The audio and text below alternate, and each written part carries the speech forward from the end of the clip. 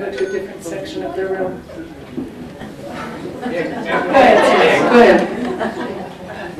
Yes, sir. Yeah, thank you. Congressman Wolf, first I'd like to thank you for your anti-abortion position. Yes.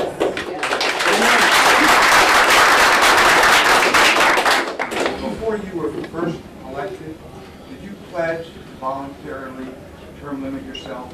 If you did, for how many? I did. I said I would serve 6 two-year terms for 12-year terms, and when it came up for a vote, I voted to have term limits. Term limits failed, and we can limit the term limits. Personally, I don't think term limits are that great of an idea. You can limit the term limits every 2 years. So one of the finest people that I have served with, Congressman Henry Hyde, gave a very good eloquent that the founding fathers, when they fashioned it, put it in such a way. So we can limit term limits every 2 years.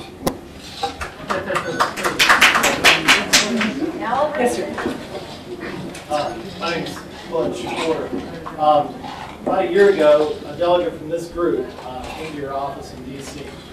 And we asked you a question about the health care bill. One of the questions that we asked was, in your 30 years in Congress, do you have the ability or the relationships to go to the other side of the aisle, even when you're not in the majority, and even when you are in the majority, and convince congressmen from both sides of the aisle to vote for limited government, including health care bill?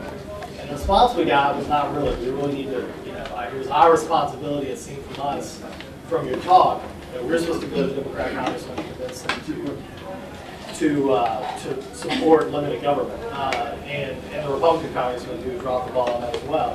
And what I want to know is, much as this gentleman said, you've been representing the district, that as far as your role as a congressman in helping the U.S. House of Representatives limit government, what can we count on you other than commissions? Because commissions to us really doesn't accomplish much other than to kick the ball down the field. And what we want to see is a congressman who's willing to stand up and fight to limit the size, scope, and power of the federal government. We haven't seen it so far in the election. So what are you going to do now?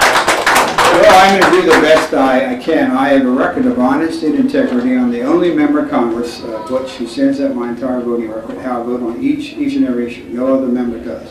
Sometimes you can influence member on the other side. Members are going to listen more to the people from their congressional district. So if you're really going to change some of the members you don't like, you're going to have to change them. It isn't going to be the persuasiveness of one member on the other side of the aisle going across and change it. You're going to have to change the member that serves there at that time. I think everybody's ready for change. Okay, it's not going to help to stand, but I will get to you. Yes, sir, way in the back. Congressman, thank you for your service. The issue is transportation. 2 weeks ago, you had a headline that says, Dulles Greenway is highway robbery.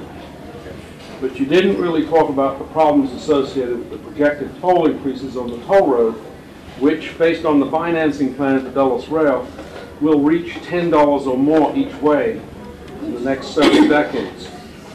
What do you propose, and the Airport Authority is an independent body that's not subject to accountability by the state, what do you propose can be done to restore fairness to the local public here who use the toll road, but who are not the beneficiaries of the rail project? Well, the rail project will go out all the way to Loudoun County. Secondly, the Greenway is actually a highway robbery. It is now $5.25 to use it. There is no distance pricing.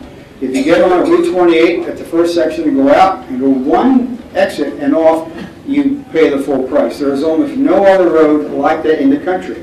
And we asked the State Corporation Commission to look at it and to deal with it. And they even said that it was bad and their hands were tied, but they needed to have some change. So we just spoke out against it again, to stand by and allow them to continue to rise and raise their tolls, and that money doesn't. At least the toll collected on the toll road stays in the corridor. A toll collected on the Greenway goes to Australia. And I think you just have to go look at that and make a dramatic change. But $5.25 to go for 1 mile is absolutely too high. It's better than Kenya.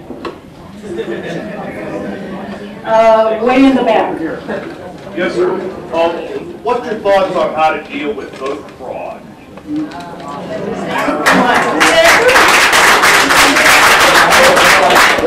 I think it's a real tough issue if you may have been following. I have been the spokesman in the House speaking out against the Justice Department and their holder on the failure to prosecute the Black Panthers who stood outside.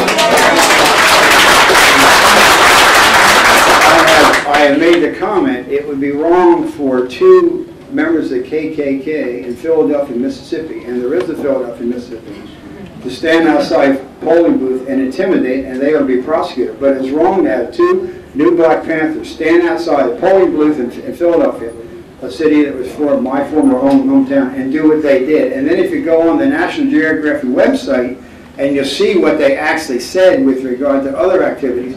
And so we've been pushing, if you go on my website, over and over and over and over, Eric Holder. I think we're reaching a point now that this thing is going to break.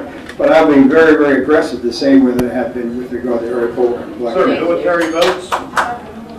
Yes, I think, I just heard on the news it was yes, I think every person who serves in the military ought to be absolutely, positively sure that the vote cast is the vote counted.